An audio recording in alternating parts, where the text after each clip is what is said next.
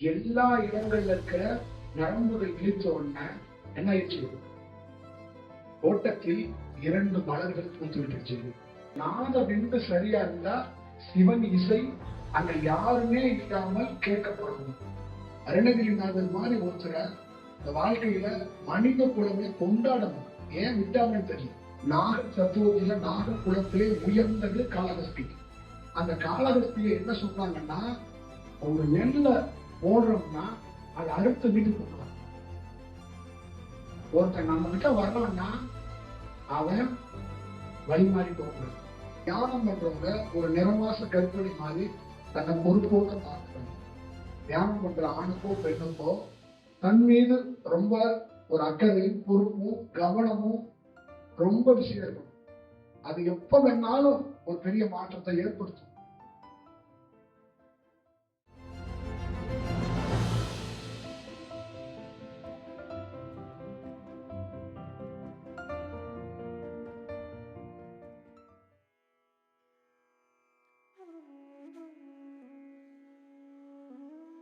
நமக்குள்ள ஒரு உயர்ந்த காற்று எப்பெல்லாம் வருதோ அப்ப நம்ம மறந்துடுவோம், தன்னை மறந்துடுவோம். அதுதான் எம்டினஸ். அப்ப உடலையே மறக்கிற செயல். அப்ப நல்லா ஞாபகம் வச்சுக்கணும், நம்மளுடைய நாத விந்த பத்தியோ குண்டலினி சக்தியை பத்தியோ நெற்றிக்கடை பத்தியோ எதை பத்தியும் எப்ப கவலைப்படணும் அப்படின்னா, நம்ம ஒரு படிப்பனவாதி ஒரு ஸ்டூடெண்ட் மாதிரி இருக்கும் போதுதான் கவலைப்படணும். ஆனா தியானத்துக்குள்ள ஒரு பெரிய உயர்ந்த செயல் என்னன்னா, உங்களையே மறக்கடிச்சிடும். நீங்க யாருமே தெரியாம போயிருவீங்க. அப்ப அங்க நீங்களே இல்லாம போனதுக்கப்புறம் உங்களுடைய குண்டலினி சக்தியோ மற்ற விஷயமோ உங்களுக்கு தெரியாது. அப்ப எப்ப உங்களுக்கு தெரியுதுன்னா, ஃபைனல் ஸ்டேஜ்ல தான் உனக்குள்ள என்ன சேஞ்ச் ஆயிருக்குங்கிறத உங்களுக்குள்ளேயே நீங்க பாக்குற மாதிரி ஒரு வாய்ப்பு இருக்கு. அப்ப என்ன வாய்ப்பு இருக்குன்னா, இதனால் வரைக்கும் நீங்க புத்தகத்தை படிச்ச நீங்க இப்ப என்னன்னா உங்களையே புத்தகமாக உங்களுக்குள்ள நடந்திருக்கிறத நீங்களே படிக்கிறீங்க, பாக்குறீங்க. இதுதான் விஷயம். அப்ப உயர்ந்த தியானம் சூட்சமத்தில் இருக்கிற குரு என்ன பண்றாருன்னா, உங்களை தன்னை அறியாமலே ஆழ்த்தியறார். அப்ப ஒருத்தர் உயர்ந்தது எதுன்னா, நீ அப்படியே விட்டா மகளே நீ ஏமாந்து போய் அந்த புருவ மத்தியத்துல கவனத்தை வச்சுட்டு உட்கார்ந்துருப்ப, இல்ல மூக்கு துவாரத்துல கவனத்தை வச்சுட்டு உட்கார்ந்துருப்ப, இல்ல சக்கரத்துல கவனத்தை வச்சுட்டு உட்கார்ந்துருப்ப. அப்ப உன்னை மறக்கக்கூடிய செயல் இருந்தா உன் உடல் முழுக்க நான் வேலை செய்வேன். அந்த வேலையில நீ உன்னை மறந்துடுவ. அப்ப 20 நிமிஷமா 1/2 மணி நேரமா கழிச்சு திருப்பி உனக்கு இயல்பு கொடுத்துருவோம். அப்ப நீ இயல்புல வரும்போது என்னன்னா, உன் உடல்ல நடந்த ஒரு பருவ மாற்றத்தை ஒரு ஃபீல் பண்ணுவது. அப்ப உனக்குள்ள ஒரு பெரிய சந்தோஷமும் ஒரு எழுச்சியும் இருக்கும். அதை பல நாள் கொடுப்போம். ஆனா ஒரு 1 ஹவர்ல நீ டீ குடிச்சுக்கோ, நீ ரிலாக்ஸ் ஆகி டேபிள்ல உட்காந்து ஒரு போனை எடுத்து நமக்குள்ள என்ன நடந்ததுன்னு யோசிச்சுட்டு வேற யாருக்காவது சொல்லலாமா? அப்ப உடல் ஒரு ஆடும், உடல் ஒரு நல்ல தன்மையில் இருக்கிற மாதிரி இருக்கும். சமயத்துல உடலை சோர்ந்து போன மாதிரி இருக்கும். அப்ப உடல்ல ஏதோ ஒரு செயல் செய்யற மாதிரி இருக்கும். ஆனா நமக்குள்ள அந்த அந்த அதிர்வலைகள் இருந்துகிட்டே இருக்கும். அப்ப அந்த அதிர்வலைகள்ல நம்ம என்ன பண்ணுவோம்னா, அந்த ஃபீல உணர முடியும். ஆனா மொத்தமா நம்ம தன்னை மறந்தப்போ என்னன்னா, நம்ம எங்க இருக்கிறோம்னு தெரியாம போயிட்டோம். அப்ப எல்லாருக்குள்ளயுமே நம்ம கடவுள் ஆயிட்டோம், நம்ம மேலேயே போயிட்டோம் கூட சொல்றோம். ஆனா வெளியில 1 ஹவர்ல திருப்பி மனித தன்மைக்கு வந்துருவோம். அப்ப நமக்குள்ள என்ன ஃபீல் இருக்குன்னா, நமக்குள்ள ஒண்ணு நடந்துச்சு, அது எங்க? அப்ப நம்ம என்னவாக இருக்கிறோம்? அப்ப இதை எப்படி சொல்றது? அப்ப இப்படி உயர்ந்த அனுபவம் நான் இப்படி ஆயிடுறேன். திருப்பியும் நான் மனுஷன் மாதிரி பேசும்போது அவங்க ஏத்துக்க மாட்டாங்க. அதை எப்படி சொல்றதுன்னு வேற தெரியல அப்படிங்கிற சந்தேகம் நமக்குள்ளே இருக்கும். அதான் மனம், அதான் படிக்கும். அப்ப மனம் என்ன பண்ணுதுன்னா, உண்மையே அதை ஏற்றுக்கொள்ள மாட்டேங்குது. அப்ப உனக்குள்ள என்ன பாதிக்குதுன்னா, உனக்குள்ள என்ன சொல்லுது ப்ரோக்ராம்னா, இதெல்லாம் இல்ல அப்படிங்கிற மாதிரி உன்னை ரெகுலரா ஆக்கி விட்டுரு. அப்ப உன்னை ஒரு மனுஷ தன்மையில அதை டீல் பண்ணுது. அப்ப மனுஷ தன்மையில பண்ணும்போது உனக்குள்ள அனுபவிச்ச சுகம் இருக்குல்ல, அது ரொம்ப உயர்ந்ததா இருக்கு. ஆனா நீ இப்ப மனுஷியா இருக்கு. அப்ப இந்த நண்பர்கள்ட்ட சொல்லும் போது அது நல்லதுதான். அப்ப அதுக்கான குறிப்புகள் நிறைய ஞானிகள் எழுதியிருக்கிறாங்க. நான் அதை மேற்கோள் காட்டுறேன், நமக்கு சொல்றேன். ஆனா இருந்தாலும் நீ விட்டுறாத, நீ என்ன ட்ரை பண்ணணும்னு உங்க ஃப்ரெண்டு சொல்லுவாங்க. இப்ப உங்க குரு கிட்ட சொன்னாலும் அவரை தான் கற்றுக், நீ ட்ரை பண்ணு, நீ பாரு அப்படிம்பாங்க. இப்ப என்னகிட்ட நான் என்ன சொல்றேன் அப்படின்னா, இது மாதிரி ஒரு சூழலை நமக்கு நடக்கும் போது நாம எப்படின்னா அத எந்த ஆர்ப்பாட்டமும் இல்லாம யாருகிட்டவும் டிஸ்கஷன் இல்லாம அதை நாமளே உணர்ந்து அதை அப்படியே கடக்கணும். இதுதான் சிவன் அடியார்கள் அப்படின்னு சொல்லுவாங்கல்ல. அப்ப தனக்குள்ளே யாருக்கு உயர்ந்த தியானம், உயர்ந்த செயல், உயர்ந்த வடிவம் கிடைக்கும் போது அதை அவனே ரசிச்சு அவன் மட்டும் வாகித்தானா அவன் ஒரு சிவன் அடியாராக இருப்பான். அதை யாருக்கிட்டும் டிஸ்கஸ் பண்ணுவோம். அப்ப அது எப்படி இருக்கணும்னா, ஒருத்தன் தஞ்சாவூர்ல கிளம்பி காசிக்கு நடந்தே போனான் சிவனடியார். அப்ப தஞ்சாவூர்ல இருந்து காசிக்கு போற வரைக்கும் டெய்லியும் ஒரு அதிசயம் நடந்துச்சான். ஆனா யாருக்கிட்ட இருந்து விவாதிக்கலையா. அதே மாதிரிதான் உன் தியானத்தை நீ மட்டுமே அந்த தஞ்சாவூர்ல இருந்து காசிக்கு போறவங்க மாதிரி டெய்லியும் மாதமும் நான் வருஷமும் நீ அனுபவிச்சுக்கிட்டே வா. ஒரு நாள் தஞ்சாவூருக்காரன் காசியாக மாறி போயிருவான். அப்ப அவனுக்கு மாற்றம் எங்க நடந்துச்சுன்னா, இந்த அனுபவத்தை பார்த்துட்டே வந்தால ஒரு இடத்துல என்ன ஆகி போச்சுன்னா, எல்லா இடங்கள்ல இருக்கிற நரம்புகள் விழித்த உடனே என்ன ஆயிடுச்சு, தோட்டத்தில் 2 மலர்கள் பூத்து விட்டுருச்சு. ஒண்ணு கீழே இருக்கிற மூலாதாரம், மேல இருக்கிற மூலாதாரம். இப்ப இந்த 2 மலர் பூத்துச்சுன்னா வாழ்க்கைய மாறிக்கிடுச்சு. அப்ப இந்த 2 மலர் பூக்கிறதுக்கு அடிப்படை வேர் எதுன்னா, நம்ம உடல்ல இருக்கிற அத்தனை நாடிகள். அப்ப சில நாடிகள் வெளிக்கப்படல, சில நாடிகள் நல்ல தன்மையில் இல்லைன்னா உன் மலருக்கு அந்த நீர் போய் பாய்ச்ச முடியாது. இப்ப 90 விழுக்காடு மக்கள் கிட்ட ப்ராப்ளம் எங்கன்னா தலையில இல்ல, இடுப்புலதான். 90 விழுக்காடு ஜனங்க தியானத்துல உயர முடியாம எங்க போய் படுத்துட்டாங்க அப்படின்னா இடுப்பு பகுதி. அவங்க தலையில எப்படியோ பூர்வமத்தியில கவனத்தை வச்சு ஏதோ ஒண்ணு பண்ணிடுவாங்க, பேலன்ஸ் பண்ணிடுவாங்க. ஆனா இடுப்புல அவங்களால ஒண்ணும் பண்ண முடியாது. இடுப்புல அவங்களால, ஏன்னா அந்த ரோல் செய்யறது ரொம்ப கஷ்டம் இடுப்புல. அதுதான் ரொம்ப முக்கியம். அப்ப இதுதான் நம்ம காலகஸ்தியில கூட என்ன சொல்லப்பட்டது அப்படின்னா, அது வாயுக்கான நீக்கம். அப்ப வாயுவே ஒரு மருந்தாக மாறுங்க. அப்ப இடுப்பு கீழே இருக்கிற விஷத்தன்மையே ஒரு மருந்தாக, ஒரு அமிர்தமாக ஒருத்தர் மாற்றுவார். அப்ப கீழே நம்ம நாதவிந்தே நமச்சிவாயம் சொல்லக்கூடிய அந்த நாதவிந்து அருணகிரிநாதருக்கு கெட்டுவிட்டது. அருணகிரிநாதர் எங்கே தோத்தார் அப்படின்னா, நாதவிந்தால் தோத்து விட்டார். அப்ப நாதவிந்து விஷமா மாறிடுச்சு. அந்த விஷம் உடல் முழுக்க பறந்துச்சு. அது எப்படி நடந்துச்சுன்னா, பெண் சார்ந்த தொடர்புனால் அவருடைய நாதவிந்து கெட்டுருச்சு. அப்ப என்ன ஆகுதுன்னா, நாதவிந்து கெட்டு அவர் நாடி எடுத்து போனார், நாடி எடுத்து நின்றார். அப்பொழுது எந்த நாதவிந்து கெட்டுச்சோ அதே நாதவிந்தை சரி செய்வதற்கு அவருக்கு ஒரு வாய்ப்பு வழங்கப்பட்டுச்சு. அப்ப அவர் தியானம் பண்ணாரு. அப்ப அவர் தியானம் பண்ணி அந்த தியானத்திலிருந்து சமாதி நிலைக்குள்ளே இருந்து அவர் எதை காப்பாற்றினார் அப்படின்னா, எந்த இடத்தில் அவர் நாதவிந்து கட்டதோ அதுவே நமச்சிவாயமாக மாறியது. அப்ப விஷமாக இருக்கப்பட்ட அருணகிரிநாதர் உயர்ந்த வடிவத்தில் இந்த உலகமே கொண்டாடக்கூடிய அந்த பிரணவ தேவங்கிறத, அந்த ஓம் என்ற அந்த பிரபஞ்சத்துடைய ஒளியாக உன்னுடைய சத்தம், அதான் அந்த தாளம் லயம் எல்லாமே அவருடைய பாடல் இருக்கும். அவருடைய பாடல் பார்த்தீங்கன்னா, அந்த முத்தை தருமோ எந்த பாடலையும் பார்த்தீங்கன்னா வரிகளே சுத்தியோடு இருக்கு, வரியே. அப்ப தாளம் லயம் எல்லாமே ஒரு வரியில அடங்கி இருக்குன்னா, அப்ப நாத விந்து சரியா இருந்தா சிவன் இசை அங்க யாருமே இல்லாமல் கேட்கப்படும், யாருமே இல்லாம பார்க்கப்படும். அப்ப யாருமே இல்லாம அந்த ஒரு நல்ல சூழலை உருவாக்கப்படும். அப்ப வாழ்க்கையில எப்பயுமே நல்லா ஞாபகம் வச்சுக்கணும், அருணகிரிநாதர் மாதிரி ஒருத்தரை இந்த வாழ்க்கையில மனித குலமே கொண்டாடணும். ஏன் விட்டாங்கன்னு தெரியும். அவங்கள அருணகிரிநாதர் போய் வேற மாதிரி பார்த்துட்டாங்க, அப்படியெல்லாம் பார்க்க கூடாது. அவர் சயின்ஸாவே இந்த நாத விந்துக்கு அவர் தான் ரெஃபரன்ஸ். ஒரு ஆணும் ஒரு பெண்ணும், பெண்ணு ஸ்ரோலிங்கத்தால அதை வச்சு ஆண் பெண் தத்துவமாக உடல் சார்ந்த விஷயத்துக்கு மட்டுமே இது படைக்கப்பட்டதாகவும் இது கிடைக்கப்பட்டதாகவும் நினைக்கிறார். ஒரு ஆண் தன்னுடைய தாம்பத்தியத்தை உடல் சார்ந்த செயலுக்கு மட்டுமே கிடைக்கப்பட்டதா நினைக்கிறான்.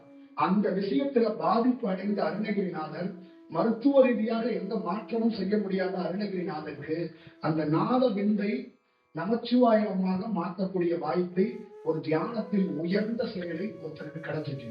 அப்ப இடுப்புல சரியா வேலை நடந்தா, இடுப்புல சரியா இருந்தா ஒருவன் 6 ஆதாரத்தையும் ஜெயிப்பான், முதுகு தண்டுவடத்தையும் ஜெயிப்பான், கழுத்தையும் ஜெயிப்பான், பெடரையும் ஜெயிப்பான், நெற்றியும் ஜெயிப்பான், தலையோட உச்சியும் ஜெயிப்பான், இந்த பிரபஞ்சத்தையும் ஜெயிப்பான். அப்ப அடிப்படை ஒரு மனிதன் எங்கே வெற்றி கொள்கிறான் அப்படின்னா, பதஞ்சலி முக்கியமான அடிப்படையாக இருக்கக்கூடிய வாழை பரமேஸ்வரிக்கு சொல்லக்கூடிய அந்த குண்டலினி சக்தியாக இருக்கக்கூடிய அந்த செயல் எல்லா வடிவமுமே இடுப்பு தான். அப்ப ஒரு மனிதனுடைய அடிப்படையே, அவனுடைய வாழ்க்கையே இடுப்புலதான் இருக்கு. அதான் அந்த ஃபைனல் கார்டு அப்படின்னு சொல்லி அந்த வடிவம் இருக்குல்ல, உங்களுடைய லைஃப் எங்க ஸ்டார்ட், உங்களுடைய தியானம் எங்க பிறக்குது. உங்களுக்கு தியானம் வந்துருச்சுங்களே, எங்க பிறக்குன்னா இடுப்புல நரம்புல மாற்றம் ஏற்பட்டுதான் தியானமே வரும். இங்க பண்ற தியானம் பண்ற அத்தனை பேருக்கும் அடிப்படையில இடுப்புல நரம்புல மாற்றம் ஏற்பட்டு, ஆனா அது முழுமையா மாறணும். அதுக்காகத்தான் நாக தத்துவத்தில நாக குலத்திலே உயர்ந்தது காளகஸ்தி. அந்த காளகஸ்தியை என்ன சொன்னாங்கன்னா, நாகத்தை பயன்படுத்த முடியாது, நாதத்தையும் பயன்படுத்த முடியாது, நாகத்தையும் நாதத்தையும் நமச்சிவாயமாக மாத்தினாதான் நீ ஞானியாக முடியும். அப்ப நாகமும் விஷமும் நாதமும் விஷம். அப்ப நாதத்தையும் நாகத்தையும் எதுல சேர்க்கிறாங்கன்னா நீல நிறத்தில் சேர்க்கிறாங்க. அப்ப நீல நிறம் என்பது ஒரு மாயையாக இருக்கும். கிருஷ்ண பரமாத்மாவே சொல்லுவாங்கல்ல, மாயை கொண்ட கண்ணா எங்களை மாயையில் ஆழ்த்தாது அப்படின்னு சொல்லுவாங்கல்ல. அப்ப கடலோ வானமும் நீளமாக இருக்கும். அப்ப கடலோட கரை இருக்குன்னு தெரியாது, வானத்தோட எல்லை இருக்குன்னு தெரியாது. அதே மாதிரி நீளம் பல அதிசயங்களை பண்ணிக்கிட்டே இருக்கும். ஆனா அந்த நீளத்துக்குள்ள ஒருத்தன் நீளத்தையே ஒருத்தன் ஜோதியா மாற்றுவாங்க. அப்ப அந்த நீளம் விஷமாக இருக்கும், அந்த நீளமே நாதமாக இருக்கும், அந்த நீளமே நாகமாக இருக்கும். அதுவே ஒருத்தன் நமச்சிவாயமா மாற்றும் போது அவன் வாழ்க்கையே மாறிப்போயிருக்கு, அவனுடைய எல்லா வடிவமும் மாறிப்போயிருக்கு. அப்ப கீழே இருக்கிற அந்த அபாரன் காற்றுகள்லாம், அந்த வடிவமெல்லாம் வாயுன்னு சொல்லக்கூடிய காற்று இருக்குல்ல, அந்த வாயு காற்று நம்மளை வாழ வைக்கும். இப்ப காளகஸ்தி எப்படின்னா, காளகஸ்தி ஏன் உருவாகிச்சு, காளகஸ்தியை என்ன அந்த உலகத்துக்கு சொல்றாங்கன்னா, அது உன்னை வாழ வைக்கிற இடம் இதான். இப்ப ஒவ்வொருத்தருக்குள்ளயும் இடுப்புக்குள்ள காளகஸ்தியே இருக்கு. அந்த உயர்ந்த லிங்கம் கீழே இருக்கு, அது நரம்பாதான் இருக்கு. நீங்க பாட்டுல ஏதோ லிங்கம் மாதிரி ஏதோ ஒண்ணு இருக்கு, நான் பார்த்துட்டேன் நம்ம நினைச்சிடாதீங்க. நரம்பு தான், எல்லாமே நரம்பு தான். நாகத்தை கூட சொல்லியிருக்காங்கன்னா பாம்பு மாதிரி ஒரு நரம்பு தான் மூவ் பண்ணுதுன்னு சொல்லியிருக்கிறாங்க. புரியுங்களா? அந்த நாகம் மாதிரி ஒரு நரம்பு மூவ் பண்றதுக்கு அடிப்படை எதுன்னா காற்று. அப்ப அந்த காற்றை எப்படி ஹோல்ட் பண்றாங்க அப்படின்னா, ரொம்ப முக்கியமான ஒரு டிஸ்கஷன்ல என்ன பண்ணீங்கன்னா, இடுப்புல இருந்து ஒரு ஏர், ஒரு காற்று நல்ல தன்மை விழிக்கப்படும் போது அந்த இடுப்பு தன்மையிலிருந்து ஒரு காற்று மேல் நோக்கி மேல போகுது. அப்ப மேல போகும்போது அந்த காற்று அப்படி நிக்குது. அப்போ உள்காற்று வெளியில இருந்து ஒரு காற்று வரும். அப்ப உள்காற்று வெளிக்காற்றும் ஒரு இடத்துல சந்திக்குது. அப்ப உள்முகம் ரெண்டு சந்திக்கும் போது உடல்ல பெரிய பருவம் மாற்றம். வாழ்க்கையில ஒரே ஒரு விஷயம் தான் நீங்க புரிஞ்சுக்கணும் அப்படின்னு நம்ம நினைக்கிறது. உங்களுக்கு சொல்றது என்ன அப்படின்னு கேட்டீங்கன்னா, எவ்வளவு புத்தகம் படிச்சோம், எவ்வளவு குருமார்களை பார்த்தோம். நீங்க என்னோட சீனியர். எதுல சீனியர்னா, நிறைய இடத்துல தியானத்தை தெரிவிக்கீங்க. இப்ப நான் எப்படின்னா, ஒரு நீங்க பல குருவை தேர்வாங்க, பல வடிவத்துல பல புத்தகத்தை படிச்சவங்க, உங்க நெத்திய பல பேர்கிட்ட டீச்சையா கொடுத்து வாங்கியிருக்கீங்க. புரியுதுங்களா? அப்ப எங்களுடைய வாழ்க்கையில எங்க நெற்றி யாரிடமும் தீட்சை வாங்கப்படல. தீட்சை என்பது சூட்சமத்தில் இருக்கிற காற்றால் தீட்சை கொடுக்கப்பட்டது. அப்ப நாங்க எந்த குருநாதருடைய பரிசத்தையும் எங்கள் மீது பட வைக்கவில்லை. அப்ப யாருடைய பரிசம் நம்ம மேல படணுமோ அவங்க பரிசம் பட்டா, எப்படி கல்யாணத்துக்கு முன்னாடி ஒரு பரிசம் பொருள் வச்சுக்கோங்க, அதான் கல்யாணத்துக்கான முக்கியமான ஒரு செயல்முறைன்னு சொல்லுவாங்கல்ல. அந்த மாதிரி ஒரு மனிதனுடைய முதல் அடிப்படை ஒருத்தருடைய பரிசம் கிடைக்கணும், அதான் தீட்சை. அந்த காற்று கிடைக்கணும், அந்த வெப்பம் கிடைக்கணும். அது கிடைக்கும் போது அவருக்குள்ள முதல் அடிப்படை எது பிள்ளையார் சொல்லி போடுறாங்க. அருணகிரிநாதருக்கு எங்க பிள்ளையார் சொல்லி போட்டாங்கன்னா, இடுப்புல இருக்கிற ஒரு நரம்பு விழிச்சிச்சு. அப்ப விழிக்கும் போது அதிலிருந்து காற்று கலந்து மேல போச்சு. அப்ப மேல போனோம்னா பிரபஞ்சத்திலிருந்து இருக்கக்கூடிய வெளிக்காற்று மூக்கு வழியாக உள்ளது. அப்ப இந்த காற்று ரெண்டு காற்றும் சந்திக்கும். பல நாள் உள்முகமும் வெளிமுகமும் சந்திப்பு நடந்துகிட்டே இருக்கு. இவங்க ரெண்டு காற்றுக்குள்ள பல நாள் வேலை நடக்கும். அப்ப இந்த பல நாள் வேலையில அந்த காற்றுங்க ரெண்டுமே ஒவ்வொரு நாளும் ஒரு சந்திப்புல உடல் முழுக்க ஆங்காங்கே போய் பல்வேறுபட்ட வேலைகளை அது தொடர்ந்து செய்யும், தொடர்ந்து பணி செய்யும். அப்போ ஒரு பயிற்சி செய்கிற ஒரு மாணவனுக்கு ஒரு அடிப்படையாக ஒரு காற்று வந்து அவனுடைய உடல்ல இருக்கிற நரம்பு மண்டலத்தை எல்லாத்தையுமே ஒரு நல்ல தன்மைக்கு மாற்றுது, நல்ல வடிவத்துக்கு மாற்றுது. அதுக்கு அடிப்படை கூறாக இருக்கக்கூடியது அதுதான். எல்லா பேருக்கும் எது அடிப்படைன்னா, மரத்துக்கு அடிப்படை வேர்னு சொல்லுவாங்கல்ல, இந்த மாதிரி நமக்கு வேர் வந்து இடுப்புலதான் இருக்கு. அதனாலதான் நம்ம பெரியவங்க எல்லாரும் குண்டலினி சக்தி விழிச்சா ஒரு சக்தி வரும். ஆனா குண்டலினி சக்திகிட்ட என்ன ஒரே ஒரு விஷயம்னா, அது இயற்கையாக விழிக்கணும்.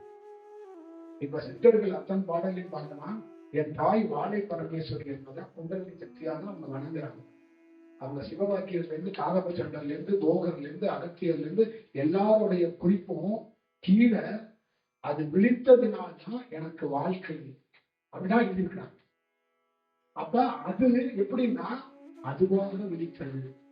நான் அத வாழைன்ற தவறு எதுவும் செஞ்சிடாம, அதுக்கு எதுவும் இடையூறு கொடுத்துடாம, அதுக்கு நான் துன்பம் கொடுத்துடாம, அதை நான் அழுத்தாம, அதை போர்ஸ் பண்ணாம, அதை நான் கட்டாயப்படுத்தாம, அதை நிர்பந்தப்படுத்தாம, அதை நான் சாமியாகவும் குருவாகவும் வெறியோட ஒரு வேலை செய்யாம அந்த இயல்பாக அந்த பணியை நான் காத்திருந்தேன். என் தாய் கண்மொழித்தார். அப்ப இடுப்புல குண்டலினி சக்தியாக ஒரு தியானமாக ஒரு நரம்பு இருக்கு. அந்த நரம்பே கண்மொழிக்குது. அப்ப அந்த நரம்பு கண்மொழிக்கும் போது அது ஒரு உஷ்ணத்தை கக்குது. இந்த உஷ்ணத்திலிருந்து மேல போகுது. அப்ப அந்த மேல போய் தலையில ஒரு வேலை நடக்கும் போது அந்த உடல்ல அந்த பகுதி முழுக்க ஒரு பெரிய மாற்றத்தை உருவாக்குது. அமிர்தம் மேலிருந்து சுட்டப்பட்டு அந்த நீரை பல நாள் அவன் அருந்தணும். அது பல நாள் அந்த நீரை அருந்த அருந்த அருந்த அவன் தேகம் மாறும், அவன் உடல் மாறும். அப்ப ஒரு நாள் அவன் உடல் வேற ஒரு தருணத்துக்கு மாறப்படுகிறது. அப்ப அவன் வாழ்க்கையில மறக்க முடியாத சில திருப்பு முனைகளை சந்திப்பான். அப்ப அடுத்தது அவனுடைய லைஃப்ல 2 சேலஞ்சிங் காத்திருக்கும். ஒரு சேலஞ்சு இடுப்புல இந்த குண்டலினி சக்தி நரம்பு விழிச்சிடும். ஆனா இடுப்புல இருக்கிற பின்பக்கமும் முன்பக்கமும் சேர்றதுல இடைவெளி இருக்கு, ரொம்ப ரிஸ்க் இருக்கு. அதே மாதிரி இந்த பெடரியும் நெற்றியும் சேர்றதுல ஒரு ரிஸ்க் இருக்கு. அதே மாதிரி இதயம் ஒடுங்கணும். இந்த மனசுக்குள்ளே இதயத்துல ஒரு ஒடுக்கம் இருக்கு. இதுவும் அது ஒரு பெரிய பணியாகும். இதெல்லாம் எப்பன்னா ஒருத்தன் பெரிய தியானத்தை பண்ணிக்கிட்டே வராங்க, உயர்ந்த தியானத்தை, அப்போ ஒரு ஸ்டேஜ்ல தான் இதுக்காக போராடணும். அப்ப ஆரம்ப காலத்துல இதுக்காக போராடுறதுன்னு அவனுக்கு தெரியாது. அப்ப அவனுக்குள்ள விழிச்சோட, உங்களுக்குள்ள எல்லாம் விழிச்சோட, நான் ஏதோ உங்களுக்கு ஞானம் வளர்த்துட்டேன், எனக்குள்ள ஏதோ நடந்துருச்சு, சில காட்சிகள்லாம் தெரியுது அப்படின்னு நீங்க ஓடும்போது ஆடும்போது உங்களை ஏன் நான் என்கரேஜ் பண்ணதுன்னா, இதை தாண்டி ஒண்ணு இருக்கு மகளே. இப்பதான் ஒரே ஒரு மீன், ஒரே ஒரு இதை போட்டு தூண்டில போட்டு ஒரு மீனை பிடிச்சிருக்கிற, நீ நிறைய மீனை பார்க்கணும், நிறைய வடிவத்தை பார்க்கணும், உள்ளுக்குள்ள நிறைய இது சம்பந்தமா வேலை இருக்கு. அப்ப காத்துரு அப்படிங்கிறதுக்காக தான் நிறைய பேரை நம்ம வேற மாதிரி சொல்லாம அவங்கள வெயிட் பண்ண வைக்கிறோம். அப்ப வாழ்க்கையில இங்க இருக்கிற அத்தனை தியானம் இருக்கும், எல்லாருக்குள்ளேயும் தியானம் இருக்கு. ஆனா அத ஆசையோட அணுகாதீங்க. என்னையே உங்ககிட்ட லைஃப்ல என்னன்னா, நீங்க பண்ற தியானத்தை நான் ஸ்டடி பண்ணுவேன், நான் பார்ப்பேன். அப்ப வாழ்க்கையில ஒரு மட்டும்தான் நிச்சயம், இங்க இருக்கிற சோல் நாளைக்கு உயர்ந்த வேலை செய்ய போற சோல் எதுன்னு நமக்கு தெரியும் போது அந்த சோலுக்கு சூட்சமத்துல நல்ல தியானம் கிடைக்கும். அதுக்கு இம்மிடியா ஒரு வேலை நடக்கும். அதே மாதிரி அது நீண்ட நெடிய போராட்டத்தில் இருக்குன்னா அதையும் எப்படி சரி செய்யணும் அப்படிங்கிற வாய்ப்பு நமக்குள்ள காட்சி கொடுத்துக்கணும். அப்ப அந்த சூட்சமத்துல உங்களுக்கான ஒரு வேலையை செய்யறதுனா ஒரு குருவோட ரோல். ஒரு குரு பிரசங்கில நின்று உட்கார வச்சு தியானம் சொல்லி கொடுக்கறது ஒரு ரகம். ஆனா உங்களை அப்படியே விட்டுட்டு பஸ்ல, டூ வீலர்ல, வீட்டுல, ரூம்ல, காட்டுல, எங்கேயோ ஒரு பிளைட்ல போகும்போது கூட உங்களுக்கு சூட்சமத்துல வர்றாங்க பாருங்க, அவன்தான் உயர்ந்த குரு, அதான் உயர்ந்த தியானம். அப்ப எனி டைம் அந்த மாதிரி நடக்கும். இதான் விஷயம். அப்ப நாம உங்களுக்கு பிரசன்ல இப்படி உட்கார வச்சுட்டு ஒரு தியானம் கொடுக்குறது பாத்தீங்களா, இந்த மாதிரி தியானம் உங்களை வெறும் சந்தோஷப்படுத்துறதா. இது ஏன் அப்படின்னா எங்களை மாதிரி ஆளுங்களுக்கு தெரியும், என்ன தெரியும், இது ஒரு நாள்ல நடக்கிற வேலை இல்லை. அப்ப ஒரு அரை மணி நேரம் உங்களை ஏமாத்த எனக்கு விருப்பம் இல்லை. அப்ப நான் என்ன பண்றேன்னா, உனக்கு ஒரு பாப்கார்ன் வாங்கி கொடுத்து உங்களை சந்தோஷப்படுத்தி ஒரு ஐஸ்கிரீம் கொடுத்துட்டு அனுப்புறது இருக்குல்ல, அந்த மாதிரி உன்னை தியானத்துல ஆழ்த்த கூடாதுங்கிறதுக்காக தான் நான் தியானம் கொடுக்கல. ப்ராப்பரா அடிக்கணும், ப்ராப்பரா அடிக்கணும். சும்மா நம்ம பண்ணக்கூடாது. ஒரு நெல்ல போடுறோம்னா அதை அறுத்து வீட்டுக்கு கொண்டு வர.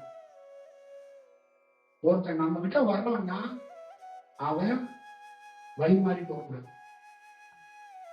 அவன்தான் நாம கேமரா வச்சு உங்களை அழுக விட்டு படம் எடுத்து கட் பண்ணி போடுறாங்க கிடையாது. உங்களை அப்படியே சிவா சிவா சிவா சிவான்னு கதற ஒரு ஆளு கிடையாது. புரியுதுங்களா? அப்போ ஒரு விஷயம் என்னன்னா, நீங்க எல்லாம் ஒரு மாதிரி ஆல்ரெடி பைசா சாப்பிட்ட மாதிரி வளைஞ்சு உட்காந்து. இப்ப இதெல்லாம் என்ன அப்படின்னா, உயர்ந்த செயலை ஒருத்தர் பேசணும், ஒருத்தர் சொல்லணும், ஆனா அதை வேற மாதிரி கொடுக்கணும். புரியுதுங்களா? அப்ப ஒரு தாயும் தகப்பனும் தனக்குள்ள இருக்கிற சந்தோஷத்தை மறைச்சுக்கிட்டு குழந்தைக்காக எப்படி வாழ்வாங்களோ, அதே மாதிரி ஒரு குரு லைவ்ல எனக்கு பேர் புகழ் வேண்டாம், நீ போ, நீ என்ன பண்றது பார்த்துட்டு அதுக்கேற்ற மாதிரி நான் வேலை செய்வேன், அவ்வளவுதான். இதான் விஷயம். அப்ப நீ போனா உன் பின்னாடியே நானும் வருவேன். நீ உட்கார்ந்து எங்கேயாவது ஒரு இடத்துல ஒரு முட்டு சந்திர உட்காந்து தியானம் பண்ணாலும் அங்கேயும் நான் நிற்பேன். புரியுதுங்களா? அப்ப அதோடைய ரகசியம். அப்ப இது எல்லாராலும் பண்ண முடியாது. இப்ப நான் ஒரு கிராமத்துல பிறந்தேன். எந்த பதஞ்சலியை போய் நான் பார்த்தேன், எந்த வாழை பரமேஸ்வரியை நான் பார்த்தேன். அப்ப அது சூட்சமத்துல இல்லைன்னா நான் எங்க இந்த நரம்பெல்லாம் பேச முடியும்? அப்ப எனக்கு அவங்க காலையில 10 மணிக்கு வகுப்பு, 11 மணிக்கு வகுப்பு, உட்காந்துட்டுங்க தியானம் பண்ணுங்க அப்படின்னு சொன்னாங்க. அப்ப நான் எப்பெல்லாம் தியானத்துல உட்காரணும் அப்போ ஒரு அலைவரிசை விடவும். அப்ப அதை சொல்லவே சொல்லாது, யாரு வந்திருக்கோன்னு சொல்லாது. அதை கண்டுபிடிக்கிறதுக்கு எனக்கு வருட கணக்காயிடுச்சு. ஏன் ஆயிடுச்சுன்னா, நான் சொன்னா நீ ஆசைப்பட்டுருவ, அப்ப உனக்கு திமிர் வந்துடும். இந்த ஞானியே வர்றப்பா அப்படின்னு வந்துடும். அது வரக்கூடாது. இப்ப உன்னை நான் எப்படின்னா ஒரு ஒரு பயங்கரமா ட்ரீட் பண்ணுவேன், ஒரு அநாத மாதிரி ட்ரீட் பண்ணுவேன், ஒரு கைதி மாதிரி ட்ரீட் பண்ணுவேன், ரொம்ப அழுக விடுவேன், ரொம்ப ஊரே உன்னை திட்டலாம், பழிக்கலாம், என்ன வேணாலும் பண்ணலாம். ஆனா உனக்குள்ள ஒரு தியானம் நடக்கும். அப்ப நான் வருவேன், ஆனா நான் யாருமே சொல்ல மாட்டேன். அவ்வளவுதான் விஷயம். அப்ப இதெல்லாம் அனுபவிக்க மக்களுக்கு தெரியுது. அப்ப மக்கள் என்ன நினைக்கிறாங்கன்னா, ஒரு உயர்ந்த சூரியனையும் சந்திரனையும் கூட்டு எனக்கு தியானம் சொல்லி கொடுத்தேன்னு கேட்கிறாங்க. 27 நட்சத்திரத்தை கீழே எனக்கு வகுப்பு எடுக்க முடியுமா அப்படின்னா எப்படி இருக்கும்? இந்த வரைக்கும் நீங்க எத்தனையோ பேர் ஜாதகம் பார்க்க போயிருக்கீங்க. யாராவது ஒருத்தர் உங்க வாழ்க்கையில ஒரே ஒருத்தர் நான் ராகுவை பார்த்திருக்கேன்னு சொல்லியிருக்கிறாரா, நான் கேதுவை பார்த்திருக்கேன்னு சொல்லியிருக்கிறாரா? அப்ப என்ன அடிப்படையில் அவர் ஜாதகம் பார்க்கிறார்? அப்ப இருக்குல்ல, அப்ப அந்த ராகுவை கேதுவை நம்மளால பார்க்க முடியும். பார்த்தா என்ன ஆகும்? ஜாதகம் பார்க்க மாட்டோம். ஜாதகமும் சொல்ல மாட்டோம், ஜாதகமும் பார்க்க மாட்டோம். புரியுதா? அப்ப ராகுவையும் கேதுவையும் பார்க்காத போது ஜாதகம் பார்ப்போம். புரியுதா? இந்த உயர்ந்த கருத்தெல்லாம் உங்கள்கிட்ட சொல்லக்கூடாதுன்னா மைக்கை ரிப்பேர் பண்ணிட்டாங்க. அதே மீறி நான் சொல்றேன், நான் தான் ஒரு மோசமான இல்லை, தொண்டையை தாண்டி பேசுறேன். அதுதான், அதை நீங்க வந்து புரிஞ்சுக்கிட்டீங்கன்னா ரொம்ப நல்லா இருக்கும். அப்ப உங்களுக்குள்ள என்னன்னா, என்ன மாதிரி ஒருத்தர் பேசுறது உங்களுக்கு வந்து ஒரு ஸ்பார்க் ஏற்படுத்தும். ஆனா அது வேற ஒரு விளைவுகளை ஏற்படுத்தக்கூடாது. இப்ப என்ன மாதிரியோடைய உரை வந்து உனக்கு அதிர்வலைகள் ஏற்படுத்திருக்கூடாது. புரியுதா? இப்ப நான் வந்து நிறைய பேரை அந்த பித்தம், காமம், இந்த கபம் இதெல்லாம் மேல் வரும்போது டப்பு டப்புன்னு அடிப்பேன். புரியுதா? அங்க சாங்கெல்லாம் போகக்கூடாது, ஆடலாம் கூடாது, வா வெளியில அப்படிங்கிறதுதான். இப்ப இத எனக்கு நிகழன்னு நான் இப்படி செய்வேன். இப்ப நாம ஆரம்பத்துல தியானம் பண்ணும்போது அந்த காம உணர்வு மேல வந்து சுகமா இருக்கும். அப்ப அதை ஒருத்தன் டப்புன்னு அடிப்பான். இதே வேலையா வச்சோம்னா நம்ம தோத்து போயிடும். அப்ப அவன் என்ன பண்ணுவான்னா, இந்த வடிவம் மேல் வந்தோம், அதை எப்படி சமன் பண்ணணும், அதை எப்படி கீழே கொண்டு வந்தோம் அப்படிங்கறத அந்த வடிவத்தை அவன் கீழே அது வந்து ஒரு தியானத்தை சொல்லி கொடுப்பாங்க. அப்ப காமம் எப்படி மோசமானதோ அதே மாதிரி பித்தம் அவ்வளவு மோசமான. அந்த பித்தம் மட்டும் தலைக்கு ஏறிடக்கூடாது. அப்ப ஏறிட்டா என்ன ஆகும்னா, மொத்தமா நம்ம கத்துக்கிட்ட வித்தை எல்லாம் நீங்க ஒரு மாதிரி பிரம்ம புடிச்ச மாதிரி ஆயிடும். அப்ப நமக்குள்ள ஒரு இயல்பு தன்மை இல்லாம போயிடும். அப்போ ஒரு தியானத்துல எனக்கு என்ன பொறுப்பு இருக்குன்னா, இங்க இருக்கிற உடலை கெடுத்துடக்கூடாது. ஏன் என்னுடைய பொறுப்பு. நான் என்னுடைய அலைவரிசையில இருந்து டக்கு டக்குன்னு தீட்சை எல்லாம் கொடுத்தேன்னா நிச்சயமா 2 days 3 daysல உங்க உடல் வேற மாதிரி மாறிடும். அப்ப இந்த உடல்லாம் தன்மை மாறிடுச்சுன்னா, இந்த உடல்லாம் கொஞ்சம் வேற வேற மாதிரி ஆயிடுச்சுன்னா, இதெல்லாம் திருப்பி இயல்புக்குள்ள கொண்டு வரது கஷ்டம். அப்புறம் நீங்க எல்லாம் வந்து இந்த இதுதான் நாகராஜ படத்துல ஆடுவாங்கல்ல, ஆடு பாம்பே ஆடு பாம்பே, அந்த மாதிரி பாம்பா மாறிடுவீங்க. அந்த மாதிரி ஒரு வேலையா ஒரு குரு செய்யக்கூடாது. ஒரு குருவோடைய ரோல் எவ்வளவு பொறுப்பா இருக்கும். இதே போனாலும் தெரியும், பதஞ்சலி சொல்லி கொடுத்தாதான் ஒசுவே போனாலும் எந்த சூழல்லையும் இந்த கலை வச்சிடக்கூடாது, இந்த கலைக்கு துரோகம் பண்ணிடக்கூடாது, ஒசுவே போகணும். அதனால இந்த கலையை மட்டும் வச்சிடக்கூடாது. ஏன்னா நாளைக்கு இன்னொரு 50 100 வருஷம் 500 வருஷம் கழிச்சு இன்னொரு ஞானிகள் வருவாங்க. அப்ப இந்த கலையை எப்படி கொடுத்துருக்காங்க மக்கள்கிட்ட அப்படின்னு அவங்க பார்க்கலாம். அப்ப அந்த பொறுப்பு நம்ம கிட்ட இருக்கும். அதே மாதிரி பதஞ்சலிங்கிறவரு எப்படி இருப்பாருன்னு கூட தெரியாது. ஆனா இந்த கலை எவ்வளவு அற்புதமான ஒரு கலை. அப்ப அந்த கலையை எப்படி அவங்க உருவாக்கி இருக்காங்க, அந்த கலைக்கு நம்மளால ஒரு பாதிப்பு வந்துடக்கூடாது, நம்மளால ஒரு கலங்க வந்துடக்கூடாது. அப்ப நம்மளுடைய பொறுப்பு எப்படி இருக்கணும்.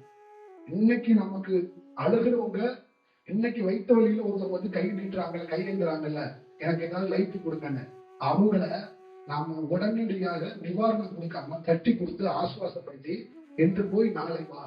சனீஸ்வரன் எப்படி விநாயகருக்கும் அந்த கான்வர்சேஷன் இல்ல, அந்த மாதிரி இன்று போய் நாளை வா அப்படிங்கிற மாதிரி நம்ம அப்படியே உங்களை ஆசுவாசப்படுத்தியே அனுப்பணும்.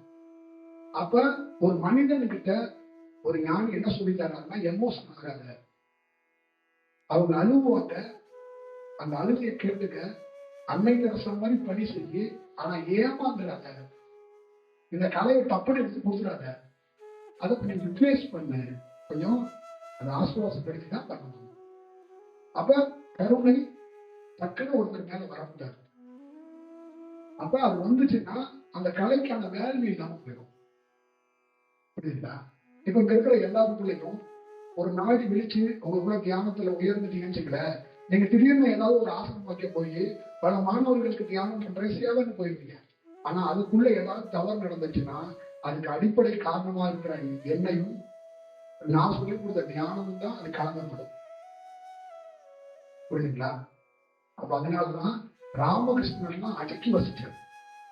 ஏன்னா ராமகிருஷ்ணருக்கு தெரியாத தியானம்.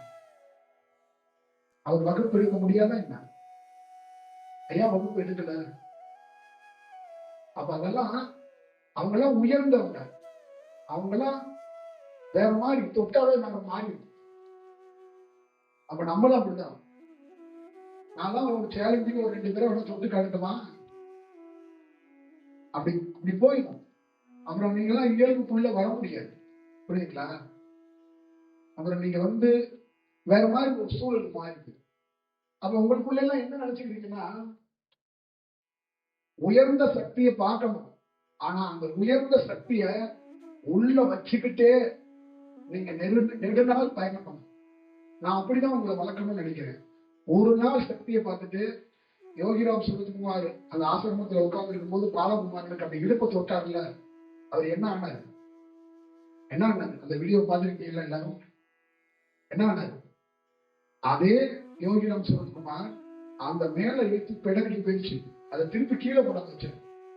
இல்லைன்னா அன்னைக்கே பாலகுமாரன் என்ன பண்ணிருப்பாரு? லூஸ் ஆயிருப்பாரு. எப்படின்னா கையை தூக்கிக்கிட்டு ராமகிருஷ்ணர் காலில் பரவசிலே இருந்தார்ல, அந்த மாதிரி ஆயிடுவாரு. புரியுதுங்களா? இந்த மாதிரி நம்ம தொட்டோம் வச்சுக்கல, இப்ப நீங்க இந்த தெருமுனையில 2 பேர் இருப்பீங்க, இல்லைன்னா உங்க தெருமுனையில நின்றுட்டு இருப்பீங்க, எதுவுமே தெரியாது. புரியுதுங்களா? அப்ப இது என்ன ஆகும்னா தன்னையே மறந்து போயிருக்கீங்க. சில பேருக்கு அந்த இடுப்புல இருக்கிற நரம்பு விழிச்சுச்சுங்கள, வேகமா சடனா போய் இங்க போய் தாக்குனுச்சுன்னா இந்த சித்தம் கலக்கிடும். அப்ப அவன் என்ன பண்ணுவானா தன்னையே மறந்துடுவான். புரியுதுங்களா? அப்ப அந்த குண்டலினி சக்தி ஒரு ராக்கெட்டோட அதிக வேகம் கொண்டது, எல்லை இல்லாத வேகம் கொண்டது. அதே மாதிரி அதோட தீவிரத்தை நம்மளால கண்காணிக்கவே முடியாது. அதனாலதான் அந்த 5 தள நாகமா அதை சித்தரிச்சாங்க. அதோட சீற்றத்தை ரொம்ப குறைச்சுதான் அதை மேல முடியும். ஒரு பூகம்பம் வந்தா சீற்றம் எப்படி இருக்கு, அதோட அதிகமா சீற்றம். அப்ப ஒரு ஞானி தியானம் பண்ணவங்க அத்தனை ஹெல்த் பார்த்தீங்கன்னா அப்படியே எல்லையில்லாத துன்பத்தை அனுபவிக்கிறாங்க. ஏன்னா அவ்வளவு பெரிய உஷ்ணத்தை கீழே இருக்கிற தொண்டரின் சக்தி தான் எழுப்பும். அப்ப அவங்க பல நாள் தொண்டையில உணவு எடுத்துக்கிட்ட அவங்க ரொம்ப பாதிக்கப்படுறாங்க. அப்ப நாக்கள்லாம் அவங்களுக்கு வெந்து போயிடுது. அப்ப கீழே மலம் ஜலம் கழிக்கிற இடமெல்லாம் ரொம்ப மாறி ஆயிடுது. அப்ப அவங்க உடலுக்குள்ள என்னன்னா தூக்கம், சாப்பாடு, அவங்களுடைய பணிகள் எல்லாமே அந்த உடல் வேற மாதிரி மாறிடுது. அப்ப அவங்க அதெல்லாம் பொறுத்துக்கிட்டு தான் எவ்வளோ பேர் வரணுங்க அப்படியே அசைச்சு கொடுத்து மக்களை பார்க்கறாங்க, பேசிக்கிறாங்க. அப்ப நாம அந்த உடல்ல படுற துன்பத்தை பார்த்துக்கிட்டு ஒரு மக்களை போய் தப்புன்னு அந்த துன்பத்தை கொடுத்துட முடியுமா? இல்ல நம்ம பார்த்து செய்யணும். புரியுங்களா? மற்ற ஆசிரியர் மாதிரி என்கிட்ட இருக்கிற எவ்வளவு பேர் இருக்கிறாங்க, ஒரு 10 வாத்தியார்களை போட்டு விட்டு டெய்லியும் காலை மாலை 3-4 வேளை பிரிச்சு தியானத்தை கொடுத்து உங்களை வேற மாதிரி மாற்றி விட்டு போயிடலாம். ஆனா உடல் பின்னாடி கண்டிப்பா சைட் எஃபெக்ட் வரும்.